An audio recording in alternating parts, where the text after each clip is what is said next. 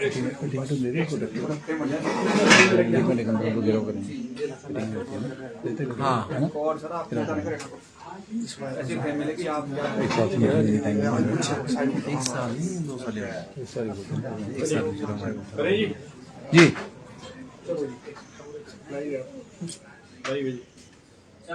आज की इस प्रेस वार्ता में सभी प्रेस बंधुओं का बहुत बहुत स्वागत। नए साल के उपलक्ष्य में 2025 की पहली प्रेस वार्ता है। सभी को 2025 मंगलमय हो। आप सबके लिए, पूरे हिमाचल वासियों के लिए ये कामना करता हूँ। आज कुछ मुद्दों को लेकर हम आप सबके समक्ष हाजिर हुए हैं। मुद्दे कुछ इस तरह से है, कुछ दिनों से लगातार सोशल मीडिया के माध्यम से कुछ चर्चाएं अभी देख रहे चली थी, और कुछ लोगों ने, हमारे शिक्षक भी परेशान हैं, उन्होंने बार बार में मजबूर किया कि आप किसी भी मुद्दे पे कुछ नहीं बोल रहे हैं, और बड़े संगीन मुद्दे बहुत सारे हमारे आज की डेट में हैं। ऐसा नहीं है कि हम बोल नहीं रहे, पर हमने एक जो प्रोसेस होता है, हमारा एक 38 सूत्रीय मांग पत्र हमने शिक्षा निदेशक उच्च को भी दिया है, शिक्षा निदेशक प्रारंभिक को भी दिया है। लेकिन दुर्भाग्य हमारा ये है कि दोनों निदेशक महोदय के साथ या शिक्षा सचिव के साथ हमारी बैठक नहीं हो पा रही 1 साल से, और ये बड़ा ही दुखद है। मुझे समझ नहीं आता कि हमारे निदेशक डायलॉग करने से क्यों बच रहे हैं। अगर आप मुद्दों पे चर्चा नहीं करेंगे तो आप बेहतरी की बात कैसे कर सकते हैं, कैसे आप क्वालिटी की बात कर सकते हैं, कैसे आप शिक्षक या बच्चों के वेलफेयर की बात कर सकते हैं। ये एक चिंता का विषय है, और इस बात को लेके हमारे संगठन ने एक जो सोशल मीडिया पे हमारी एक मीट हुई है, चर्चा हुई है, उसमें ये बात सामने आई है कि दोनों निदेशकों को 1 महीने का अल्टीमेटम दिया जाए। अगर 1 महीने के अंदर हमारे मुद्दों का कोई समाधान नहीं होता, जो हमने 38 सूत्रीय मांग पत्र दिया उस पर चर्चा नहीं होती या बैठक के लिए नहीं बुलाते हैं, तो हम 1 महीने के बाद जो है शिक्षा निदेशक महोदय के कार्यालय में जो है घेराव करेंगे। आपको पता है इस संगठन ने कई नए नए तरीके किए। इससे पहले भी हमने सद्बुद्धि यज्ञ भी किया, निदेशालय में भी किया, विधानसभा में भी किया, मेरी अध्यक्षता में हमने सद्बुद्धि यज्ञ किया। और मुझे लगता है कि उस परिस्थितियों में हमारे को दोबारा से जाना पड़ेगा। 1.5 साल से शिक्षा विभाग में किसी तरह की पदोन्नति नहीं हो रही है। जब बात करते हैं पदोन्नति की तो बोलते हैं कि आपकी सीनियरिटी बन रही है, आपका फलाना हो रहा है, फलाना हो रहा है। आपने देखा होगा जब हमारे वर्दी जो हमारे HSIS है उनकी जब प्रमोशन की बात होती है तो वो 1 दिन भी नहीं रुकते हैं इस बात को लेके। हालांकि अगर 1 दिन भी लेट हो जाती है तो उसमें पता नहीं क्या पहाड़ टूट जाता है, तो बड़ी सारी बातें आ जाती है। अभी पिछले कल भी आपने देखा होगा हमारे 13 सेक्रेटरीज की प्रमोशंस हुई IAS की, उनको नए स्केल मिले। तो इसी तरह से हमारे 1.5 साल से हमारे शिक्षक भी पदोन्नति का इंतजार कर रहे हैं। उससे जहां हमारे शिक्षक इंतजार में बैठे वहां बच्चों का नुकसान भी हो रहा है। एक बड़ी विडंबना है, ये बहुत बड़ी बात है। इस बात को लेकर हमने माननीय शिक्षा मंत्री, माननीय शिक्षा सचिव, दोनों निदेशकों से बार बार हमने इस बात को कहा कि भाई इसमें चरणबद्ध तरीके से साल में 2 बार DPC होनी चाहिए, प्रमोशन होनी चाहिए, खाली पदों को भरा जाना चाहिए। ये मुझे लगता है बहुत जरूरी है। आज हम बहुत समय से इस बात को देख रहे थे कि ठीक है, मुख्यमंत्री कुछ नया सोच करने की बात रख रहे हैं, कुछ नया काम कर रहे हैं, कुछ उनको समय दिया जाए, अच्छी बात है। कुछ व्यवस्था परिवर्तन हो रही है, इस बात को लेके हम भी संयम बरते हुए, पर लेकिन ये संयम आखिर कब तक चलेगा। अभी आपने देखा होगा हाल ही में जो एक एक्सपोजर टूर है हमारा, पिछली बार भी बड़ा चर्चा का इश्यू रहा है वो एक्सपोजर टूर को लेके, और उस वक्त भी मैंने माननीय मंत्री से कहा था कि भी यूनियन को कंसल्ट कर लिया करो, थोड़ा सा विचार विमर्श करके क्राइटेरिया जो बनता है उसमें भी थोड़ा सा सबकी सहमति जरूरी होती है। और इस बार एक्सपोजर जाने से पहले ही मैंने इस बात को कहा था कि भी थोड़ा सा इस क्राइटेरिया को एकेडमिक बेस्ड बनाया जाए। एकेडमिक किसकी परफॉर्मेंस टीचर की कितनी है, कितने उसके बच्चे कहाँ सिलेक्ट हुए, कितने बच्चे उसके कितनी मेरिट में, बोर्ड की मेरिट में, वो उसको आंकलन उसका आधार होना चाहिए। दुर्भाग्य क्या हुआ, जो हमारा एक्सपोजर टूर का जो क्राइटेरिया बना था उसमें एकेडमिक का एक भी नंबर नहीं रहा। अब बोलेंगे तो क्या करेंगे बताओ, बोलना तो पड़ेगा ना इस बात को लेके।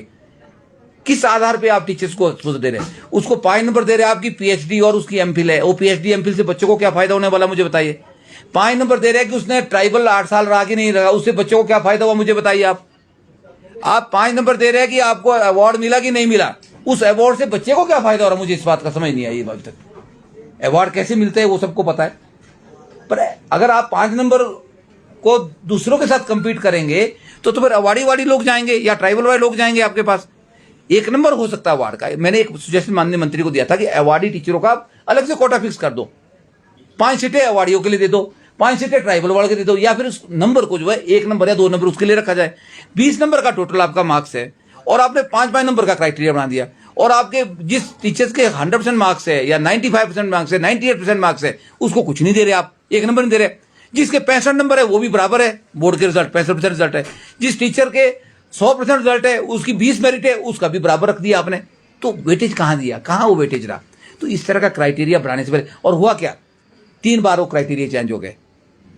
आजकल पढ़ रहा था मैं कि निदेशक एलिमेंट्री ने बढ़िया चयन किया और वो फाइनल हो गया, और वो सचिव शिक्षा को जो है वो चला गया उसके लिए, टूर के लिए। अब मैं ये जानना चाहता हूं, ये बताना चाहता हूं, क्या बढ़िया किया आपने, किस आधार पे आपने बढ़िया किया? 3 टीचर्स को, 3 प्रिंसिपल को एस्कॉर्ट करने के लिए बढ़िया भेज दिया आपने। बच्चे नहीं है, टीचर्स जा रहे हैं एक्सपोजर पे, उनके साथ क्या आपको साथ में उनको पकड़ने के लिए, बाजू से पकड़ने के लिए आपको अलग से टीचर भेजने पड़ेंगे? 3 प्रिंसिपलों को ड्यूटी लगा दी एस्कॉर्ट के लिए, उसके ऊपर कोई ऑब्जेक्शन नहीं हुआ। वो किस क्राइटेरिया से बने वो 3 टीचर, कैसे जा रहे हो प्रिंसिपल, उनका चयन कैसे हुआ, क्या पैरामीटर उनके लिए थे? ये सारी चीजें हैं, ये बहुत बड़ा प्रश्न चिन्ह है जो चयन प्रक्रिया है। तो अब नया क्राइटेरिया शुरू हो गया है, हायर ने नए फॉर्म दे दिए कि आप पहले हायर की लिस्ट भी निकल चुकी थी, आपको पता होगा, उनसे डॉक्यूमेंट मांग लिए गए, पासपोर्ट मांग लिए गए। अब आनंद फानंद में क्या बोला कि भाई अब वो चेंज कर दिया जाएगा, नए फॉर्म हो गए, पुराने रद्द कर दिए। स्कूल बंद थे, आपको पता है, समर की भी छुट्टियां हैं, समर स्कूलों में, विंटर में भी छुट्टियां थी, अभी चल रही है विंटर में, समर में 7 दिन की छुट्टियां थी, 3-4 दिन का टाइम दिया गया। और मजे की बात यह है, अगर डायरेक्टर हायर के क्राइटेरिया में प्रॉब्लम है तो डायरेक्टर एलिमेंट्री का क्राइटेरिया जो सिलेक्शन लिस्ट बनी है वो कैसे सही हो सकती है, बताओ? वो भी तो गलत है ना। फिर हायर वाले ने तो बोल दिया कि आप इंटरव्यू कराएंगे, इंटरव्यू का उसमें मार्क्स देंगे आपको, 3 मार्क्स, 2 नंबर देंगे एक्स्ट्रा परफॉर्मेंस के। पर हायर का जो नया क्राइटेरिया बना उसमें एक बढ़िया बात की उन्होंने, एकेडमिक का जो आपका रिजल्ट है उसके नंबर उन्होंने रख दिए इस बार, और उन्हें पीएचडी को उससे हटा दिया, उसके नंबर हटा दिए। पर लेकिन उन्होंने 2-3 चीजें फिर मिस कर दी। 3 साल से ऊपर अगर ट्राइबल में रहे तो नंबर मिलेंगे, अगर 2 साल 2.5 साल आप ट्राइबल में रहे, 2 साल 8 महीने आपने ट्राइबल काटा, हार्ड एरिया काटा, तो आपको कुछ नहीं मिलेगा, उसके कोई मार्क्स नहीं काउंट हो गए। तो ये कुछ प्रॉब्लम उसके अंदर थी, जिसको लेके मैंने अभी माननीय शिक्षा सचिव जो प्रिंसिपल सेक्रेटरी टू सीएम है, हम उनके पास गए थे, वो नहीं मिल पाए, तो हमने उनके प्राइवेट सेक्रेटरी को भी मेमोरेंडम दिया है, उनकी डाक फाइल में चला गया, उनको मैंने व्हाट्सएप भी कर दिया है, माननीय शिक्षा मंत्री को मैंने व्हाट्सएप कर दिया मेमोरेंडम कि भाई इस लाइन को, इस गतिरोध को, इस जो एक बड़ा भारी एक वंडर बड़ा हो रहा है, इसको रोका जाए। अगर दोबारा से आपने फॉर्म मांगने हैं तो दोनों से मंगाए जाए, दोनों के रद्द किए जाए। डायरेक्टर एलिमेंट्री अपनी मनमर्जी से 3 लोगों को, 3 प्रिंसिपल्स को भेज रहा है, वो सही हो गए, उसको कैसे आप सही ठहरा सकते? वो पैरामीटर कैसे होगा? कोई बच्चे तो नहीं है कि आपको एस्कॉर्ट करने के लिए एक आदमी को एक टीचर भेजना पड़ेगा, जेबीटी के साथ एक आदमी, सीएनबी के साथ एक प्रिंसिपल, टीजीटी के साथ एक, तो फिर लेक्चर के साथ भी भेजना पड़ेगा। तो ये जो भाई भतीजा बात चल रहा है ये सही नहीं है, और हम डायरेक्टर एलिमेंट्री से बार-बार बैठक के लिए टाइम मांग रहे हैं। 1 साल हो गया मेरे को वहां पे कार्यालय में, श्रीमान जी बैठक के लिए टाइम देने को, उनके लिए टाइम ही नहीं है। बोलते मैं चर्चा नहीं करना चाहता हूं मैं मुद्दों पे। अगर आप चर्चा नहीं करना चाहते तो आप शिक्षा गुणवत्ता की बात कैसे कर सकते हैं? मैं उस कार्यालय में खुद बैठा हूं, मुझे बड़े खेद के साथ कहना पड़ रहा है। अगर आप चर्चा नहीं कर सकते संगठनों से, इतना बड़ा संगठन जो हिमाचल प्रदेश के सभी कर्मचारियों के लिए आज से नहीं 1957 से लेकर लड़ता है, मुद्दों को रखता है टेबल पे, उसके लिए बात नहीं, आप उससे बात करना चाहते तो आप किससे बात करेंगे? तो आप कितने शिक्षक हितैषी हो सकते हैं, कितने आप शिक्षा गुणवत्ता की बात कर सकते हैं, इससे समझ आ रही है। तो हमने 1 महीने का उनको अल्टीमेटम देना है, हम अल्टीमेटम देंगे, और 1 महीने तक अगर कोई हमारे मुद्दों का समाधान नहीं होता है या बैठक नहीं होती है तो हम शिक्षा निदेशालय का घेराव करेंगे। एक तो हमने ये बात आपसे आज कहनी थी, और इस बात को लेकर मैंने माननीय शिक्षा मंत्री को बोल दिया है कि हम जो है निदेशालय का घेराव करने वाले बहुत जल्दी, क्योंकि जो कार्यप्रणाली शिक्षा निदेशक की है वो सही नहीं है, उससे हम सहमत नहीं है। दूसरी बात मैंने जो आपसे कहनी थी, वो एक बड़ा अच्छा एक निदेशालय में जो उसका पुनर्गठन हो रहा है, और माननीय मुख्यमंत्री के समक्ष और शिक्षा मंत्री के समक्ष हमने एक बात को बहुत बार रखा कि आप रिसोर्स मोबिलाइजेशन की बात कर रहे हैं बार बार। ढांचा हमारा वही है, एलिमेंट्री शुरू हो गई पर एलिमेंट्री कागजों में हुई और डिप्टी डायरेक्टर से नीचे नहीं उतर पाई, इसलिए हमारी गुणवत्ता नहीं आई। ये कारण है गुणवत्ता शिक्षा नहीं हो पाई। हम पिछड़े 2 नंबर से 18वें नंबर पे 21वें नंबर पे गए, कारण ये सारे हैं। तो हमने कुछ सुझाव दिए, तो हम बड़े आभारी है शिक्षा मंत्री महोदय के और माननीय मुख्यमंत्री के कि वो इसके ऊपर काम कर रहे हैं। पर उसमें भी हम कुछ सुझाव देना चाह रहे हैं, हम लिखित में भी देंगे। माननीय मुख्यमंत्री, शिक्षा मंत्री महोदय आउट ऑफ स्टेशन है, जैसे ही वो आते हैं हम उनके समक्ष भी अपनी बात को रखेंगे कि इस तरह से फिर बंडर खड़ा ना हो, जैसे अभी एक्सपोजर विजिट पे हुआ। इस निदेशालय के पुनर्गठन पे भी लोगों के ऊपर बहुत सारी इसके ऊपर क्यास लगे हुए हैं। सबको अपनी चिंता है कि हमारी पोस्टों का क्या होगा, हमारी पोस्टें तो नहीं खत्म हो जाएगी। तो उसमें भी मुझे लगता है कि अगर इस तरह के बहुत बड़ा बदलाव होगा, शायद ये ऐतिहासिक बदलाव होगा शिक्षा के क्षेत्र में, अगर ऐसा होता है उससे फायदे भी बहुत होंगे। मैं आपको कहूँ, मैं ये बड़े स्पष्ट कहना। तो जो कर्मचारी संगठन है, शिक्षक संगठन है, उनको भी थोड़ा सा उनसे भी सलाह मशवरा ले लेनी चाहिए, उनको पूछ लेना चाहिए। और हम ऐसी मांग कर रहे हैं कि इससे पहले कि इसकी कोई नोटिफिकेशन हो, पहले थोड़ा सा इसके ऊपर एक्सरसाइज प्रॉपर हो। और उसमें 2-3 तरह की बातें आ रही है। एक तो आ रहा है 0 से 3, 0 मतलब प्री प्राइमरी से 3rd क्लास तक, 3rd से ऊपर 12वीं तक अलग निदेशालय होगा, वो भी सही है। हम तो ये बोल रहे हैं पहली से 12वीं का आप इकट्ठा कर दो, वो ज्यादा बेटर रहेगा। या पहली से 5वीं और छठी से 12वीं इकट्ठा करो, जैसे पहले होता था डायरेक्टरेट, वो भी सही है। जो भी प्रारूप इसमें लगता है, मुझे लगता है कि आपको रिसोर्स मोबिलाइजेशन के बजाय एक छत के नीचे जो है पूरी सिस्टम को लाने की जरूरत है। और ये आज की वक्त की मांग है। उसमें हमारी मांग विशेषकर ये है कि उसमें जो डायरेक्टर की पोस्ट विशेषकर रहेगी वो ब्यूरोक्रेट को ना जाए। इस बात को लेकर हमारे संगठन का विरोध रहेगा। हम ये कहना चाहते हैं कि शिक्षाविद ही निदेशक के पद पे रहे। और हमारे एलिमेंट्री में जो है एक एडिशनल डायरेक्टर की पोस्ट नहीं होती थी। जब ये बनेगा निदेशालय, जो बनेगा डायरेक्टरेट ऑफ स्कूल एजुकेशन, तो उसमें एडिशनल डायरेक्टर स्कूल की भी पोस्ट को रखा जाए। ये हमारा उसमें निवेदन रहेगा कि पोस्ट क्रिएट की जाए।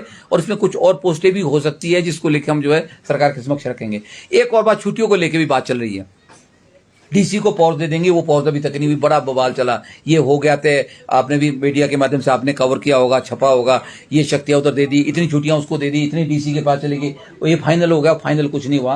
हालांकि अभी पीछे हिपा में जो मीटिंग थी उसमें माननीय शिक्षा मंत्री थे, उसमें एक रिसोर्स ग्रुप की मीटिंग थी, उसमें मैं भी गया था, मुझे मौका मिला था उसमें जाने का। तो मैंने वहां भी अपनी बात को रखा था कि क्वालिटी के ऊपर थी। क्वालिटी कैसे आएगी? क्वालिटी तब आएगी जब क्वालिटी शिक्षक स्कूल के अंदर हो गए, क्लास वाइज शिक्षक हो तो क्वालिटी आएगी। और एक ढांचा जो मैं बात कर रहा हूँ, एक ढांचा होगा स्कूल का, एक छत के नीचे होगा। आप रिसोर्स मोबिलाइजेशन की बात करके क्वालिटी नहीं लाते, वो नहीं मिलेगा आपको इकट्ठा करना पड़ेगा सिस्टम को, तब क्वालिटी आएगी। और साथ में आपको क्या करना पड़ेगा, एक सिस्टम को तैयार करना पड़ेगा। नॉन टीचिंग असाइनमेंट जो 36 तरह की होती है, जिसको लेके माननीय शिक्षा जी ने कहा कि नहीं, ये बात सही है, ये सब नॉन टीचिंग असाइनमेंट को हम कम करेंगे, टीचरों को नहीं देंगे। तो वो कैसे कम होगी, उसके ऊपर काम होने की जरूरत है, उसको कम किया जाए। और छुट्टियों का शेड्यूल, जो एक्स्ट्रा करिकुलर एक्टिविटियां, वो कहा था कि हम शेड्यूल पूरा साल के पहले उसको बना देंगे। कब कौन सा कैलेंडर बन जाएगा एक्टिविटी का, वो कैलेंडर अभी तक नहीं बना। पर उसमें भी सबसे बड़ा पेज फंसा, छुट्टियों का ही कैलेंडर कहां से बनेगा, छुट्टियां कब होगी, कौन करेगा। अगर डीसी के पास जाएगी तो डीसी ने तो करनी है, नहीं करनी उसकी मर्जी है, कब करनी है कोई उसकी अथेंटिसिटी नहीं होगी, पहले से फिक्स नहीं होगा। तो हम ये कह रहे हैं कि छुट्टियां जो है निदेशक के पास रहेगी, उसी तरह से होनी चाहिए। पर लेकिन ये बात भी मैंने प्रपोजल में कही थी कि छुट्टियां कई जगह मानसून ब्रेक चाहिए, कई जगह समर ब्रेक चाहिए। अगर मैं बात कहूं आपके ऊना की बात करूं, मैं बात करूं आपके पोंटा की बात करूं, मैं करूं नालागढ़ की बात करूं, कुछ क्षेत्र ऐसे जहां बहुत गर्मी होती है, वहां पे समर ब्रेक की जरूरत होती है। ये क्लियर नहीं है कि समर ब्रेक है कि मानसून ब्रेक है हमारी। कुछ क्षेत्र ऐसे जहां मानसून ब्रेक की जरूरत होती है। तो 3 तरह से विंटर, मानसून और समर ब्रेक को बांटना पड़ेगा। उसमें कोई बड़ी कंफ्यूजन नहीं है कि डीसी को देनी पड़ेगी, किसको देनी पड़ेगी। डीसी के पास होती है डिजास्टर की एक विशेष पावर होती है, तो 4-5 छुट्टियां वो भी दी जा सकती है, और ऐसे भी उनके पास पावर है। तो छुट्टियां निदेशक के पास रहे, वो बड़ा जरूरी है। एक ये बात हमने आपसे करनी थी, निदेशालय वाली बात हमने आपसे कर ली। एक और बात जो भी कर्मचारियों की तरफ से आ रही है, वो ये आ रही है कि स्टेटहुड डे हमारा आ रहा है, कोई बोल नहीं रहा, मजे की बात है। और अंदर सारे वो लगे हुए घुटन महसूस कर रहे हैं, या कुछ बोलना चाह रहे हैं, या फिर वो गॉसिप जिसको बोलते हैं कि भाई हमें क्या मिलेगा स्टेटहुड डे में, कि एक परंपरा रही है।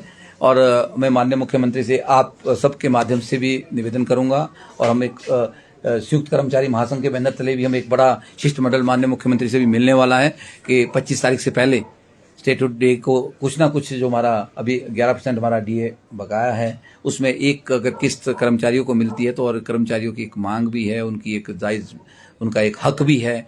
और उसकी तरफ सभी कर्मचारी देख रहे हैं कि 4% जो है हमारा डीए जो है स्टेटहुड डे 25 जनवरी को मिले। ये मांग भी मैं माननीय मुख्यमंत्री से बड़े अदब के साथ निवेदन करके कहना चाहता हूं कि वो ज़रूर इस बात को सोचेंगे। हालांकि प्रदेश के अंदर जो आर्थिक स्थिति है वो उस तरह की नहीं है, लेकिन कर्मचारियों के हक है, उसके लिए मुख्यमंत्री को रिसोर्सेज को जुटाने पड़ेंगे, वो देने पड़ेंगे। अभी कर्मचारियों के एरियर्स भी है, आपके पे कमीशन के एरियर्स है, डीए के एरियर्स है और बहुत सारी चीज़ें हैं। तो कुछ इस तरफ भी मुख्यमंत्री महोदय जरूर गौर करेंगे। एक मैंने ये बात आपसे करनी थी। और कोई मुद्दा है? ये कुछ बातें थी जिनको लेके हम आपके समक्ष आज हाजिर हुए हैं। तो और कोई प्रश्न आपकी तरफ से किसी का है तो उसको जरूर हम एड्रेस करेंगे। चौहान साहब, एक कर्मचारी से जुड़ा विधेयक पारित हुआ था और उसमें रेट्रोस्पेक्टिव वो हुआ है, उस पे कई तरह की आशंकाएं कर्मचारी संगठन भी जता रहे हैं। आपके संगठन का क्या उस पे मानना है? क्योंकि 2003 से लागू होगा, हालांकि अभी वो कानून का रूप उसने धारण नहीं किया है, अभी एक प्रोसेस में हो।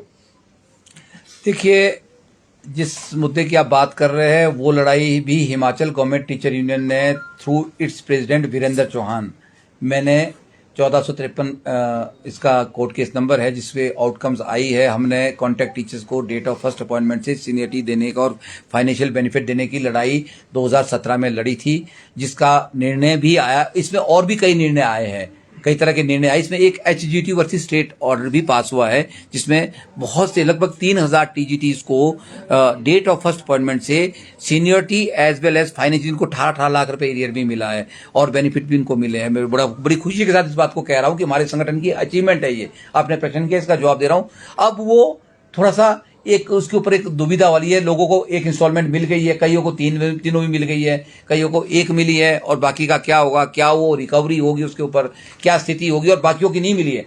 1404 लेक्चरर है जिसमें 800-700 तो HGTU के कोर्ट केस के अंदर ही है, उनको अभी तक नहीं मिल पाया। वो हमारे निदेशालय के जो वहां का स्टाफ है या निदेशालय की कार्य प्रणाली है, मैं तो ये कहूँ, मैं स्पष्ट बोलने वाला आदमी हूँ, उस कार्य प्रणाली के कारण 1404 लेक्चर्स को ये बेनिफिट नहीं मिला। नहीं तो ये बेनिफिट उनको भी 2 महीने पहले 3 महीने पहले मिल गया होता। वो भी आज फंसे हुए हैं। अब उनका बेनिफिट भी शायद वो भी अधर में फंस गया है। तो मैं तो ये निवेदन करूंगा कि अगर माननीय न्यायालय ने कोई बेनिफिट दिया है, सोच समझ के ऑर्डर पास किया है, तो उनको तो मिल गया है। 2010 के बाद से पहले तो RNP रूल हमारा गजट में चढ़ा ही नहीं था, वो तो ऐसे भी एप्लीकेबल रहेगा, वो तो टिकेगा ही नहीं है। जब 2010 में हमारे RNP रूल जो है वो राजपत्र में चढ़ गया है, नए RNP रूल बने, उसके बाद ऑटोमेटिकली मुझे लगता है कि कर्मचारियों को बेनिफिट कोर्ट से भी वो नहीं मिलेंगे। नहीं, सरकार भी रोक देती है तो उसमें मुझे लगता है कि हमें आपत्ति भी नहीं होनी चाहिए। 2010 तक के कर्मचारियों का राइट जो है वो वैलिड है और मुझे लगता है वो मिलना है उनको।